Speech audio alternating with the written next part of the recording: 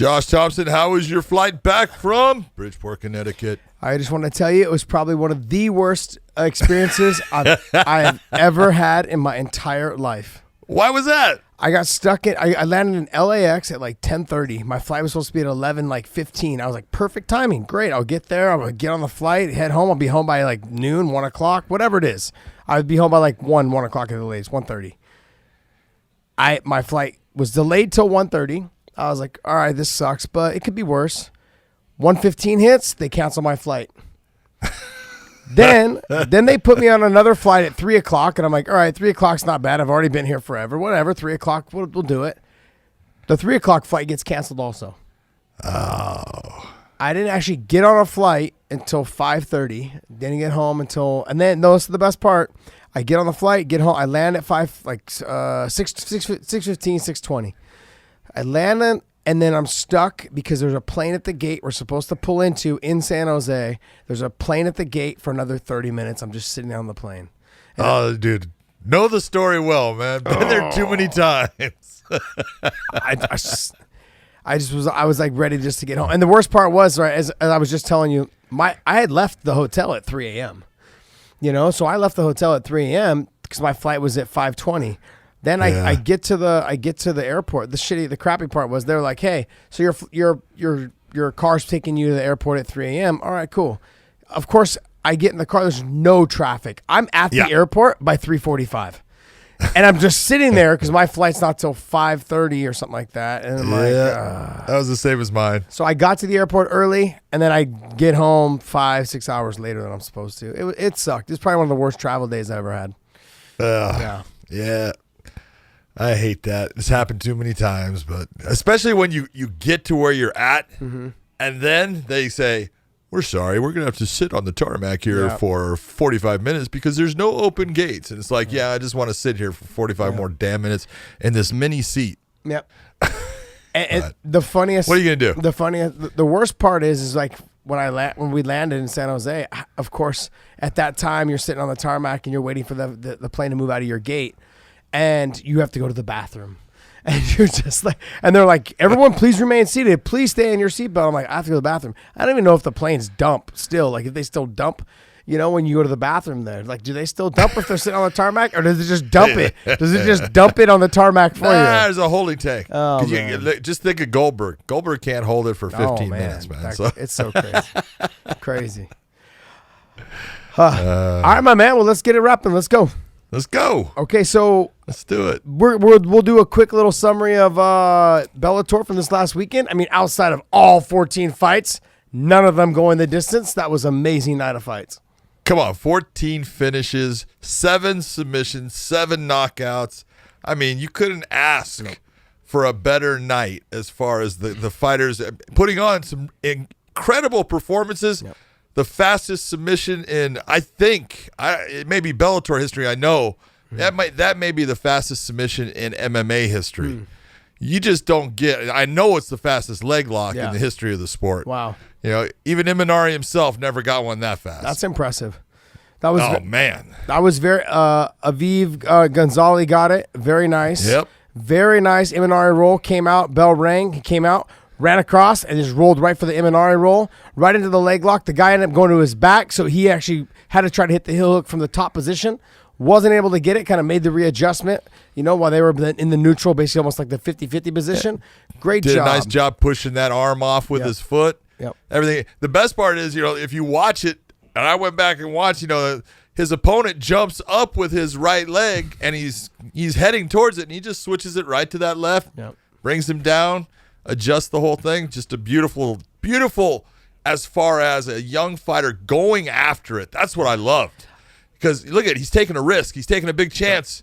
And he does it, and it pays off. It's fantastic. 18 years old, fastest submission in Bellator history. That's not a bad start. Talk about a confidence booster. That's insane. Things are going well for that young man. 3 fights, 3 first-round submissions, 1 the record setter. Yeah, that's impressive. There was that, and then I have to bring it up. I have to bring it up to you because I brought it up tonight. But to me, the kid has all the talent in the world. Mike Kimball, What's going through your mind when you see a performance like that? He had a dominant first round performance, but the last 20 seconds he makes a brain fart, gets finished. In my opinion, Mike Kimball is super athletic. He knows he's faster than everybody he's fighting. He knows he's a better athlete, and he tries to get rid of everyone as fast as he can.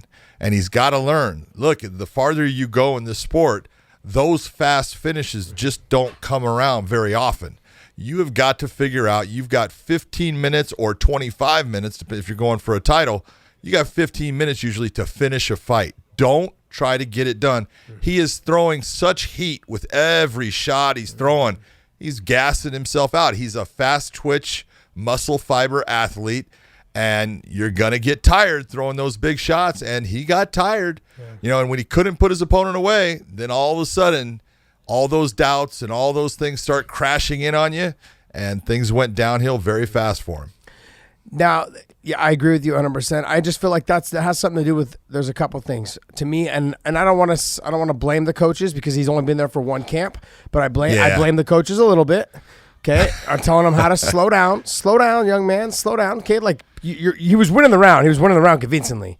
So there were, but you gotta admit it's tough when you're the coach in that situation because you haven't been with a fighter very long, and you have not been with him in actual competition. You've only been with them in the practice area, so a little bit different for them. I do want, and that's why I'm not putting all the blame on the coaches, but I am going to put some of the blame on the coaches because you should be yelling out, "Hey, you're winning the exchanges. Okay, slow it down, pace yourself, relax, pace yourself." Like exactly what Aaron Rodgers says, RELAX. Okay, relax. Exactly. All right. To me, a little bit on the coaches, but then on top of that, I don't just look at the coaches. I also look at him. He has to understand how the scoring, that becomes a fighter IQ thing. You have to understand how the scoring goes. Okay. I've obviously landed the better shots. I'm obviously doing more damage than he is. Believe he dropped him. He had him rocked a couple times. Like, I feel like he had the opportunity to just, okay, look, with 20 seconds left, let's just dial it back a little bit. Okay. I'll get the round, get my breath in between rounds, come back out, probably put him away in the second. But he didn't do that. He didn't do that. And I talked about fighter IQ and how important it is. You could be the most educated as far as talent-wise. You could be the most talented, the most athletic. You could be all those things. But if you're not educated in the cage, okay, and you don't have a fighter IQ, and you're not trying to develop one, you're just trying to live off your athleticism, okay, you're not going to get very far in this sport. Oh, well, you're 100% right in what you're saying, and when you said it that night, it's the right thing. But he's a young kid, man. Yeah. He's 20. He's 23 years old. I want you to go back and put yourself with the knowledge you had when you were 23, and you can run through everyone because you're fast and you're strong and you can do this. It just doesn't happen. You've got to learn those things, and this is what hopefully, I always go by. Hey, if you don't win, you learn, and yeah, there's a loss on your record, but if you learn from that loss, you can make it work for you. And that's what he needs to do is go back with his coaches, look and see exactly where he's making these big errors, where he's expending energy when he doesn't have to, and slow it down and realize I have a lot of time to win this fight. So what I'm going to do what I wanted us to do is let's pick one fight that really impressed you the most and what fight you think was the most dominant performance, or the one that you want to talk about the most? If I'm going to talk about a dominant performance, I'm going to go with. There's so many that were in the night, and I want to give a shout out. Homasi was beautiful with his one punch win. Actually, I thought Austin Vanderford was great, but if you're going to look at the one, look at Tyrell Fortune. He's the future. Tyrell Fortune is going to be something special, and we talked to him before. And he basically laid out to us, hey, I'm not going to try to finish this in the first round. I want to go out there. I want to relax. I want to get the movement down. I want him to throw those big, heavy shots at me. I want him to get winded, and I want him to reach the second round, which he has never done before, because I think it's going to get to him up here, and then I'm going to start turning it on, and I'm going to put it on him. And, man, he did everything. And he even said, I think I'm going to submit him, which – most of the time he's going after punches and he likes the stand-up. So everything he said, he did. And when you can do that, I'm impressed by your actions. Tyrell Fortune is going to be something special. Yeah, I think he did. He answered a lot of the questions that he needed to answer because a lot of the critics were talking about, not just critics, but just I think just amongst the people, the fans of Bellator, they were having a hard time saying like, look, sure, he's talented, he's got all these skills, but he doesn't finish people. And for him to go out there and finally get a finish and do it in a dominant performance, he's had some beautiful inside leg kicks. I thought he fought a really smart fight. He took him and drug him into the second round, and once that happened, you could just see that the power level, like on a video game, of Rudy was going off. He started going down, and he wasn't the same fighter. Now, he had a couple good takedown defenses in the first round, and he was able to throw some good punches, but he's a guy that throws so hard and so fast all the time. It's hard to keep your energy level at the max. A little like it reminds me a little bit of Kimball. It's hard to throw that. You can't throw that the whole time. You can't throw heat all the time. And I think that's what makes guys like Nick Diaz and Nate Diaz so good, is that they don't throw it all the time. They touch, and then boom, boom, boom. Next thing you know, you're looking at the lights, counting the ceiling. Seeing how many lights are up there. To me, so which one do you? Let me hear it. So to me, my honest thing is Kharitonov and Matt Mitrione. Yeah, I'll tell you what, that was another one for me. Yeah, I mean, I am impressed with Sergey Kharitonov and how he has made a recovery and the way he is fighting his style of fight. Yep. No, everything. I think he's doing everything right now. He had some good. He just basically he understood that he probably wasn't as fast as Matt Mitrione. But I also think a little bit of what happened to Matt Mitrione was two things. The mouthpiece threw him off. It bothered him. It upset him. There was no fix in the corner between rounds. Matt was yelling at his corner, go get me my other mouthpiece. So when the round ended, he could get his other mouthpiece. And he said, and the corner told him, who just so happens to be the same corner for Kimball, was don't worry about that. Don't worry about that. Stay in the fight. And I understand that. But when you're having a problem with the mouthpiece and all you have to do is just run back to the back, have one of the corners, run back to the back, grab the mouthpiece, come back out. I get that part of it all. I understand. But you have to understand it's also taking the energy out of your fighter because he's stressing. If it comes out again, I'm going to lose a point. Okay, I potentially already lost the first round because my mouthpiece came out 3 times and it just looks bad to the judges. So he probably already lost the first round. Potentially he's going to get a point taken around the second if his mouthpiece comes out again. Now he's down 3 rounds, basically can't win the fight unless he knocks him out. All those things are playing into your mind. And at the same time, Kharitonov is fighting a very smart fight, a very educated fight. He's letting Matt gain the ground, but then hitting him to the body and making him think about the body shots and then coming back over to the top. I thought he fought probably one of the smartest fights I've seen Kharitonov fight in his whole career. I've seen him fight, I don't know how many, multiple times. And I thought he fought an amazing fight. Yeah, I agree with you completely. I thought Matt was doing exactly what he needed to do in the beginning because I do think you have to back Sergey Kharitonov up. You got to make him start to go backwards because his offense just diminishes probably by 1/3 just by his backward movement. So you're taking away 1/3 of his offense just by making him go backwards. That's a smart plan, and that's what Matt was doing. But as soon as things just didn't start going right and that mouthpiece started coming out, like you're saying, it was a distraction. Mm-hmm. It took his mind and just made it focus instead of on a man in front of him that's a big, strong, vanilla gorilla in front of him trying to take his head off. It started to go towards biting down on the mouthpiece. That made him feel tense. All these things are now running through his head, and he just lost the concentration in the fight that you have to have, and it went downhill from there. But, hey, that's not Sergey Kharitonov's problem, and he landed the shot that we both talked about, that uppercut that he lands. Mm-hmm. It's vicious, and man, he landed it, quick knee, and he puts him out, and that puts Kharitonov in a very good position with the Bellator heavyweights. Yeah. He's right there for a title shot. Yeah. After that huge knockout from Javi Ayala when he first came to Bellator, he's starting to run through everybody. Yeah, I think he regrouped after that and just said, I got to get refocused and do something about his career, and I think he did a great job of coming back and making the adjustments. The one thing I'll say when we talk to Matt Mitrione, though, the one thing I'll say about Matt Mitrione, I think a little bit of the game plan that worked against him for the was the Roy Nelson fight, because he came into this fight saying he didn't want to give up as much ground as he did in the Roy Nelson fight because he got tired and got winded. I feel like in this scenario when he backed up Kharitonov, he tried to push the pace too much and push him backwards, which we thought was a good idea for him to try to get him move backwards. But when he wasn't moving backwards, he should have should have probably gave that ground a little bit more, stuck and moved because of the speed and the length and the range was in his favor. But he didn't. He still kind of tried to keep pushing into Karatanov's area. And to me, in that short range, Karatanov always had the advantage.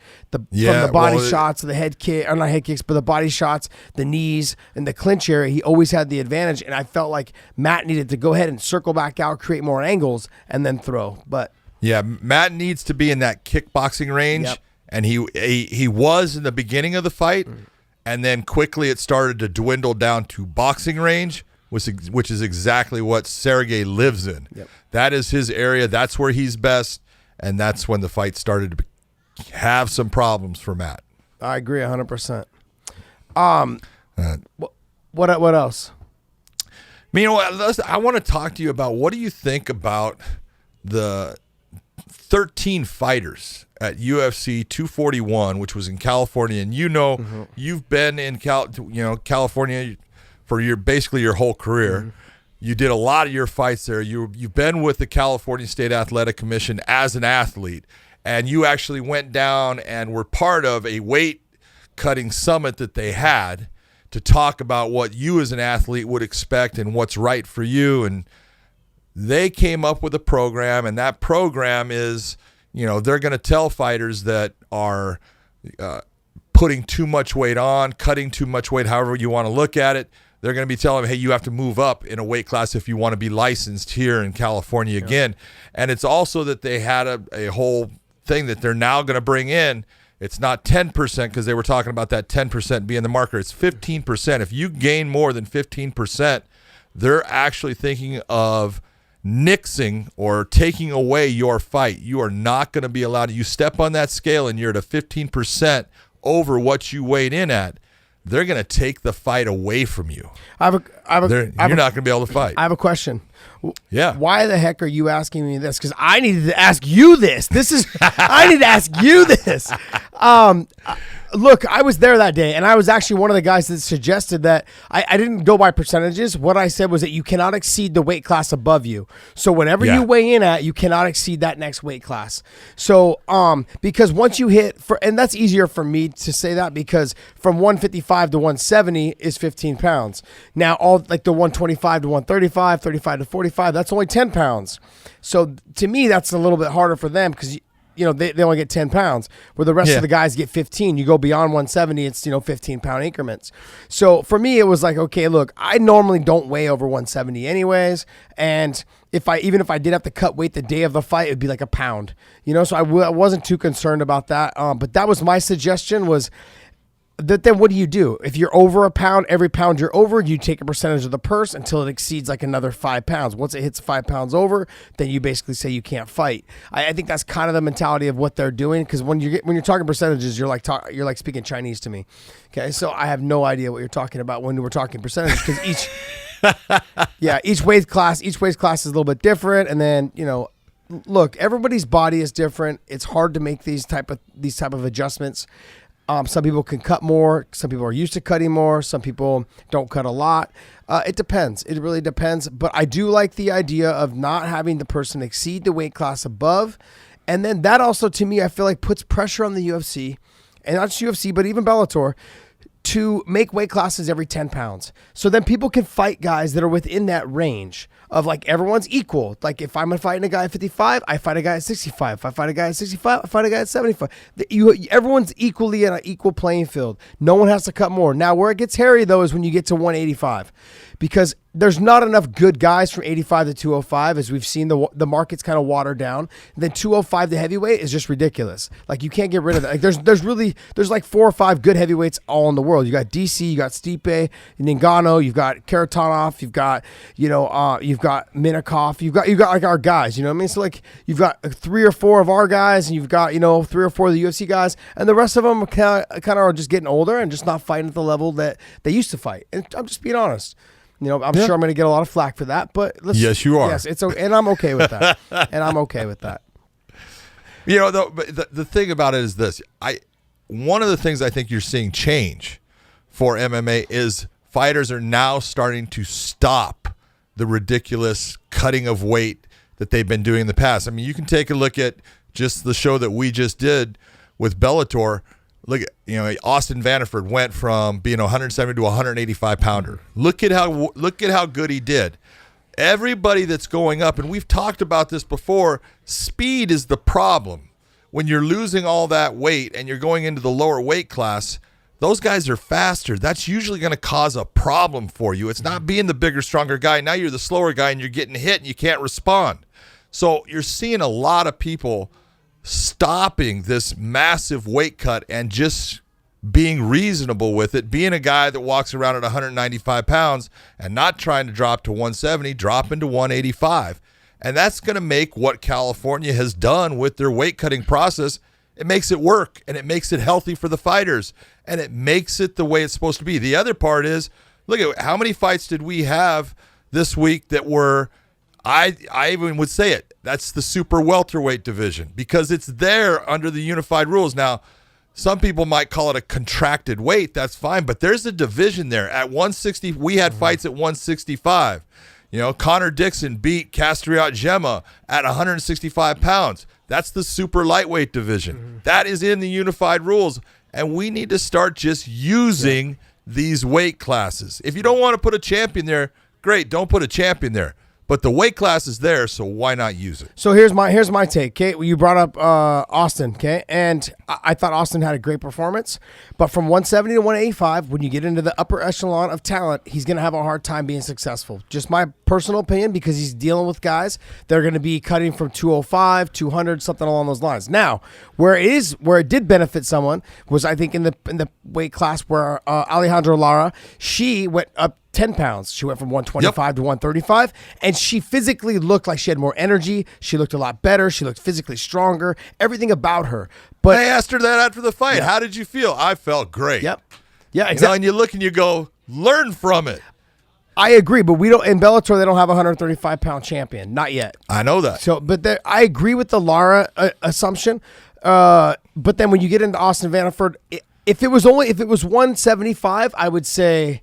I would be like, hey, this is perfect. That's probably a perfect weight class for him is 175. Because, maybe even like that. But 75 to 85, I think is 85, I think when he gets to the upper echelon of guys, okay, if he starts trying to fight Gegard Mousasi and those guys, he's going to have a real hard time. And Gegard's not even he's not a big guy. He's tall. But at 85, he's already talking about cutting to 170. You know what I mean? So I'm just simply saying that Austin, if there was a 75-pound weight class, I think it would fit him perfectly, that extra 5 pounds. Everyone knows the last 2 to 5 pounds is always the hardest to cut. And I think it would change the dynamic of the sport. And there'd be no reason for it. Because guys like, and I give you the list of all these guys. You got Pettis, you got Nate Diaz, you got George Masvidal, you've got the other really good kickboxer from Black House. Who used to be the former lightweight champ. Gosh, what's his name? The world champ. Dos Anjos. Oh. Dos Anjos. So all these guys. RDA? Yeah, RDA. All those guys. Not Black House. He was from King's MMA. King's MMA. Come on. Sorry, my bad. Come on, my bad. King's MMA. But all those guys would love for me to be a 165-pound. Khabib, I'm sure, would love 165 over 155. Sure. You know what I mean? So Conor would love to do that too, 55, 65, because he's kind of a broad-shouldered kind of guy. I think that weight class, you would have an umpteen amount of great fights to have at 55, 65, and 75. I don't know why they don't do it. Also, too, if you're talking about fighter safety, it makes sense. But do you think it's right for the commission to sit there and tell a fighter, hey, you gain too much weight, you cannot fight, you cannot get your purse, you put on so much weight, we're not going to let you fight? And do you think that's right as the promoter? Because the promoter is losing that fight. That promoter has put in a lot of money, bringing the fighter out, hotel rooms, flights, all that stuff, meals. You think it's right? No, absolutely not. I think it absolutely is not right. Now, where I think it is right is they should turn to the fighter and they should say, I know fighters need to be protected for themselves, but they need to turn to his opponent and say, hey, we're going to take, there should be a set amount. Like, we're going to take 10% of every pound you're over, which is another deterrent for them to keep their weight down. That's one. Two is the other fighter needs to say, hey, are you still willing to fight this fighter? And if that other fighter's still willing to fight them within, like, say, 5, 6, 7 pounds, I think it should be allowed. It's no different than a guy who's 205 fighting a guy who's in the 265-pound weight class and has to fight those guys that are way bigger. There's no different. And my whole opinion is close to what yours is. I believe that the commission should have a set every pound you're losing this percentage of money. Because look at it, if there's one thing that's going to stop a fighter from gaining that much weight, it's the loss of money. Yep. Because what are you going to do this for? You're doing it for money. And if that money is going to your opponent, you're not going to do that thing of gaining so much weight. So that's going to take care of a big part of the problem. And the second is, yeah, that guy went and gained so much weight, but his opponent who didn't, he's not going to get paid either. And look he's got to pay the bills. He's put in a training camp. He's got all these things riding on this fight, and you're just going to pull the fight. That makes it very rough. Here's the thing, though. I will say I'm going to put this in the promotion's wheelhouse. I think as a promoter, you should be obligated to pay the fighter who actually made weight. Yeah, it would be nice. At least their show money. They should be obligated to pay just the fighter who made the weight. Yeah, absolutely. It would be nice. I think it's the right thing. We'll see if that happens, because there's many times that they are paid, and it's I know I've talked to promoters. They go, that's a rough check to write because I didn't get my fight, and it is. And if you're the promoter, you're the guy kind of you're the one getting stuck, with the whole thing. But you got to go with what's right, because that man did everything that he was supposed to do, or that woman did everything she was supposed to do to get to that fight, and it was taken away from him. Yeah. No, I agree. I agree with you 100%. I just feel like you shouldn't punish the guy who actually did everything right. You should actually take into consideration the person who didn't make weight. Even though there's some favoritism based on if the person moves the needle or not, I understand that. But you also have to understand that you can't keep showing those people the loyalty if they're not going to come in there and do their job. Look, when I decided to sign on that contract, it was to be a professional athlete. And when I signed that contract, it means that I signed to basically do all the promo stuff, to make my weight, to show up and fight my ass off and try to win. There's nothing in that contract that says like roll over, give your back, and get choked out because you're tired. There's nothing in there that says that. There's nothing in there that says like, oh, if I didn't make the weight, if I was struggling in the sauna, go ahead and leave and I'll just lose 10% of my purse, or I'm just gonna go ahead and concede the 5 pounds and just hopefully I make it. No, there's nothing in there that says that. You have to remember that your job is to make the weight. You want to be considered a professional athlete, act like a professional. Yeah, absolutely. I agree with you 100% on that. The other part of the whole equation when you look at this thing is, I do agree that the California State Athletic Commission should be able to tell that person, you've got to go up in weight. And the big part is every athletic commission from that point has got to uphold what California has put forward in. They can't then go to another state and go to that same weight class where they were so far over in coming out for the fight. John, this is where we disagree. The reason why we disagree is now you're putting that fighter in harm's way. Potentially what happens if he goes out there and just gets obliterated by someone who's 185 pounds, who actually is weighing probably 200 pounds by the time they fight, and he's barely 185 pounds. Now you've put that guy in harm's way. I thought we were supposed to be looking out for the fighters. I thought we were supposed to be looking out for their safety. Well, see, what you're taking one side of the story, because the truth is, if you are that big, if you're Borachina, okay, Paulo Costa comes in at 185 pounds. The second time that I refereed him, he was 228 pounds the night of the fight. Okay, so he's not small. Okay, he's way over what that weight class is. In fact, he's over 2 weight classes above it, and he's not going to be small if I moved into 205 because he's still 228, and he's way above the 205 weight class. So you can sit there and say that, but it's just not true. And if you are that tweener guy, you're that guy that you're saying, you know what, you're an Austin Vanderford, you don't think he can be 185 for long against the best, then you need to start getting a nutritionist and start taking care of your weight issue to bring you down in a healthy fashion. But what I'm saying is the commission now is forcing him to fight at the other weight class above. And then as long as you have a doctor come in and say, I can verify that this is a hydrated athlete who weighs in at this, and I will verify that he can be in that weight class, they'll allow it to go. Well, you didn't tell me that. You can't give me half the story. I don't give me half the tell story. you everything. You got to. You're supposed to know. You got to tell me that. Know this. You got to tell me this. This is your wheelhouse. This is why I deflect to you every single time. You ask me the question. I said, "Why are you asking me?" Why are you asking? Because it's interesting to me. No. This is important stuff because it is the health and safety of the fighter, and it's been such a problem. But it is actually, in my opinion, I think things are starting to get a little bit better.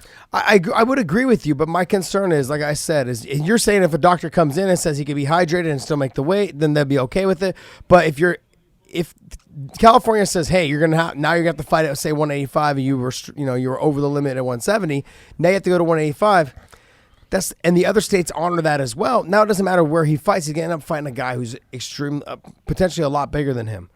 And then that to me means that if we're looking out for fighter safety, that means that that's not safe either. So we're kind of in that, it's a slippery slope. It's like, do I let him cut the weight and he looks like he is already kind of performing pretty well at the 170? Or do I have him go up and just get annihilated by someone and potentially get hurt and ruin his career? Like one bad knockout from somebody because the commission decided to intervene and push him up to another could ruin someone's career. They can never be the same fighter. Yeah, but that again. guy's already at that weight. Yeah, but he's already there. So you've got a guy that's a 155-pound fighter when he weighs in, and then he is a 190-pound fighter the night of the fight, and you're going to tell me that he's too small to be a 170-pound fighter. But that doesn't apply to all the fighters, though. It's going to apply to the guys that make that 15%. So let me say. So Michael Chandler did a post one time. I don't remember who he fought. He fought someone obviously in Bellator. I want to say it was Patricky. He weighed in, maybe it was Yamauchi. He weighed in at 155. That night before he went to bed, he posted a picture at 185. Okay. So what we were saying that we need to move him to 170. That's what you're saying. If he's weighing in at 185, yeah, the night of the fight, is he not only in the welterweight division, he's surpassed that and has gone all the way to middleweight. Yeah. So you're saying he needs to fight at 170 then? Yeah, absolutely. So then he goes, now you know as well as I know, Michael Chandler is not a tall, big guy. Yeah, that's right. So but he packs on a lot of muscle. He does pack on a lot of muscle. He does. Okay, so you've got a choice here. You want to fight in the 155s. I want you to alter what you're doing as far as you're working out. How many guys do you know that do not touch weights as fighters? I was one of them. Yes. Okay, why? I felt like I didn't perform that way. I didn't perform and a lot of well. them will not do it because they start to bulk up and gain weight, and they go, I can't make weight because of it. Mm-hmm. Okay. So you're going to have to alter what you do. You're going to have to alter your nutritional program. You're going to have to alter your workout schedule and the way you do things to make it to where if that's the weight class you want to fight in, you're not going to be this guy getting to that ridiculous amount of weight after that cut. Interesting. I'm very interested in this because I feel like we're potentially putting fighters in harm's way to potentially get knocked out and ruin their career. Like I'm saying one or I two. think you're putting guys more in harm's way, allowing them to cut that massive amount of weight. For if you're a guy, look, you're not getting to 185 unless you were at 185. You know that. Yeah. If you were 170 pounds and dropped to 155 and then rehydrated, you're not going to 185. Yeah. Okay, you're going to go back up towards that 170, maybe 172, somewhere in there. So if you're that 185 and you're dropping down to 155, losing 30 pounds of weight for that weigh-in, and then putting it all back on, you know exactly where you're at. Okay, you are outside of your weight class. You are doing something that is absolutely detrimental to your health, not only in the fight, but it's detrimental to your health for the remainder of your life. And a lot of guys cannot look past the next day, but hopefully you're going to have this future where your life goes on even beyond fighting. But sometimes you do things as a young man or a young woman that can detrimentally affect you for the rest of your life. You know what else is detrimental to your health? Getting knocked out. That's also detrimental to your health. You're right, but that's part of fighting. That can be detrimental to your health too. So I guess that's true. I guess in this token we can agree to disagree on just that part. On just that part of it, I agree with what the commission's doing as far as like you can't exceed the next weight limit. I just wish they would do it every 10 pounds. We'd have an extra champion in the mix also. Then it would make fighters, I think, fight more within their realm because then they don't have to worry about jumping 15 pounds to the next weight class and fighting guys that cut all that weight. I mean, that's just my personal opinion. I mean, but that all starts at 155, then it goes to 170. So you'd have 65, 75, 85, and you just move on, you know. How many times have you seen let's take a look at Dustin Poirier. Mm-hmm. You know, you worked Dustin. out with Dustin Poirier. Yep. How big is Dustin Poirier? At 145, he was 180 pounds when I trained. 188 pounds when I trained with him with Frankie And how Edgar. well did he do there? I thought he did great. He just had a hard time. He was average. Yeah. He was average. Yeah. He would win some and he would lose some. And why was he losing? Because he was cutting too much damn weight. Now where's he at? 155. Is he too small? Nope.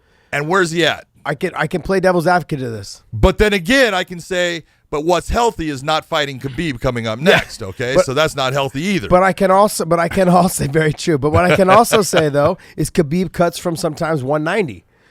And so by the time he fights Dustin Poirier the night of the fight, he'll probably be about 182, 183, somewhere in there. Maybe from 79 to 83, somewhere in there. So that's my point. And we've obviously seen with Khabib, he looks phenomenal. He hydrates phenomenally. I want you to think about this. So if you're Dustin Poirier, you're going to beat Khabib by out-strengthening him, by out-powering him. That's the way to beat him. What? Obviously not. Yeah. Right? So how are you going to beat Khabib? Speed. Well, if someone had the answer to that, they would have already done it. If someone had the answer to that. That's the whole point. But if you're Dustin Poirier, you're not going to go in that fight. I think I'm going to outpower him. No. I am going to put shots on him and move and try to keep away from him at a distance. That's speed. That's the type of fight that he can try to bring in to beat a guy that's going to be that bigger, stronger guy in Khabib. Yeah, I don't think that's going to happen though. I'm sorry. I love Dustin. I don't think it's going to happen. Well, I'm not saying it's going to happen either, but the whole point is Dustin Poirier at 145, a guy that was losing all that weight, it's a good career, but he was losing fights and then he was winning fights, then losing fights. And then he's had this string of victories and phenomenal performances and beat the guy that was the featherweight champion at 155. And I do not think he would have beat him if he was at 145. If they both fought at 145, I think it would have been a different story. And so that's proving, you know what? It's not always bad that you have to go up. I agree with you. It's not always bad, but every fighter and everybody's body is different. Khabib cuts a massive amount of weight, still performs to the highest level, and probably, to me, I considered he's one of the best right now in the game, hands down. One of the best. But Khabib has ended up in the hospital based upon his weight cuts. He has missed fights because of his weight cut. So that's healthy? But he's still good. Come on. But he's still good. Good is not even in the equation. Yeah. He's great. Yeah. He's phenomenal. But that weight cut is unhealthy. Yeah, but I feel also, too, if there was a 165, that he would jump into that 65. I think it'd be a lot better.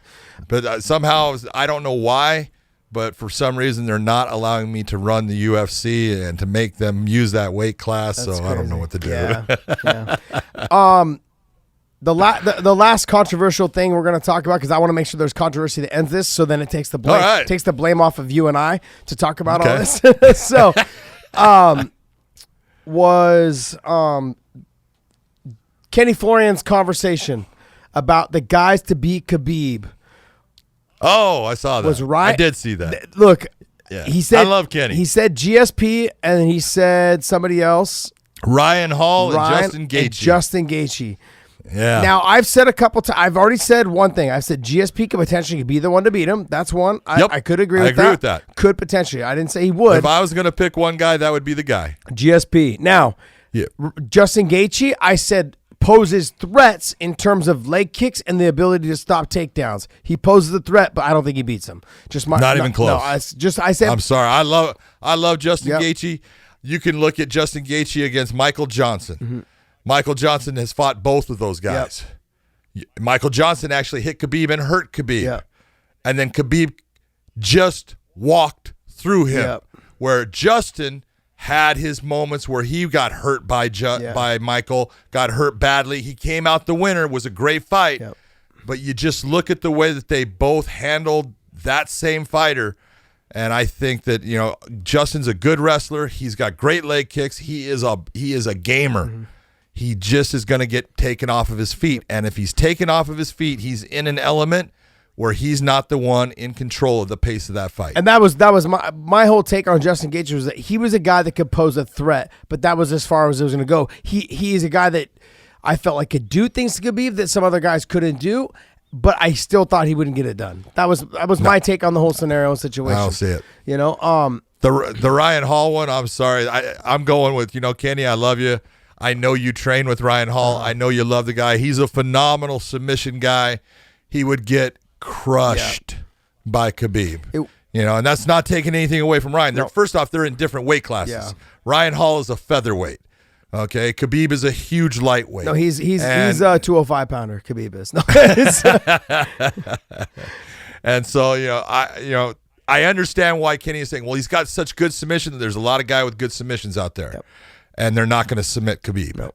Okay, he's that good. He understands the leg lock game very well. Coming from the Sambo background, majority of what those guys do is leg locks. Yeah, and it's just. To think that Ryan would be able to do something that nobody has been able to do is a nice thought. Mm-hmm. It's just I don't believe that that's going to happen. I believe that Ryan off of his back, Khabib would do the same thing. He would eventually be lacing those legs. He would be crushing down on him, and Ryan would be stuck in a position where he's just taking big shots and couldn't stop it. Yeah, without a doubt. I didn't even when I first read that name, I was like, first thing that went through my mind was 145, which means you're way smaller. I've grappled and rolled with Ryan Hall, but obviously this was years ago, but he was still very good at the time that I had rolled with him, and I would just say that I've trained with Khabib, and it's night and day, night and day. Let's look at it this way. I did a fight, that Ryan Hall was part of, and the other guy was a guy named Saul Rogers, who who is in the Bellator Featherweight Grand Prix, and now Saul Rogers is a good wrestler. Mm-hmm. He's a solid wrestler, super strong guy, 145-pound weight class, and not close to what Khabib does when it comes to getting his hands on someone and what he's capable of doing in those same situations. And Saul Rogers took Ryan Hall down and beat on him for 3 rounds. Mm-hmm. In each round, taking him down. And if Saul Rogers can do that, I know Khabib can do that. There's no doubt about it. I have no doubts about that. No doubts about it. So now, I guess moving on to the next thing, because we've talked about that long enough. The madness of what we heard. The madness of the flow, man. I would agree with the GSP part, which I'm glad we both agree on that, because I didn't want to have. I agree. I didn't want to have to throw. But I'm telling you this. I do say if they fought at 170 pounds, I think GSP beats them. At 155, I'm not too sure GSP beats him. I would have to agree with you. That's a lot of weight. What about a lot of weight for him. What about at a catch weight at 165? You know what? That would be closer, and I could still see GSP being able to beat him. Mm. It could be, that's a toss-up fight. Yeah. But if it's at 55, I definitely am going to say Khabib is the guy that I would be betting on. And at 70, I would bet on GSP. Yeah, I think at 65, I would probably go with Khabib. I think at 70, I would still probably go with Khabib. But it's all right. But I had you thinking though, right, for a second. But yeah, I'm a huge GSP fan. I'm probably I'm a GSP nut hugger, man. I've one guy I've always respected in the sport, and I've hung out with him a couple times after he won his world title. Just one of the most humblest guys, and just great to be around. Great personality. Yep. Just everything about it. I can't say enough about the guy. I absolutely love He's the guy. A sweetheart of a guy. Yeah, I love the guy. But since we talked about Khabib, let's go ahead and talk about the one last thing we'll talk about is the comments in the interview of Ariel Helwani and Conor McGregor. Oh, you know what? I watched it, and first off, there's a couple of things in here. First off, I did not like what Conor did. Yeah, it's troubling to me. It's troubling because, I don't care who you are. Mm-hmm. All right, I don't care how famous you are. I don't care how rich you are. I don't care how many people know who you are. There's certain things you just don't do, and one, especially as a fighter, and especially as a martial artist, you don't put your hands on somebody that's not putting their hands on you.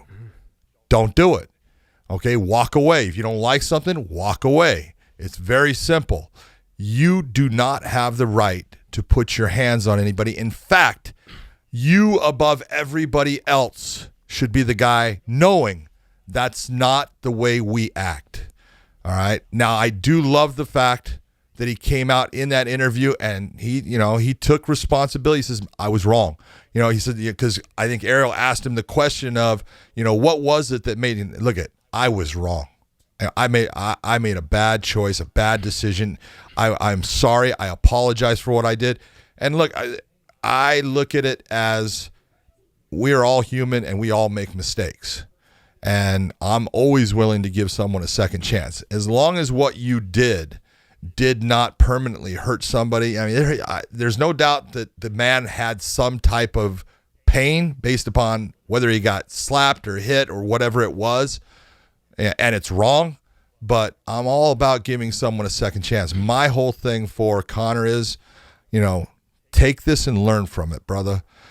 Figure out that because you have this celebrity, you live in a fishbowl and everybody's watching you. Everything you do is being filmed. And so you have got to realize, hey, this is a pain in the ass. It's no fun. I hear comments wherever I go. That comes with that celebrity. You wanted to be that guy. You got that.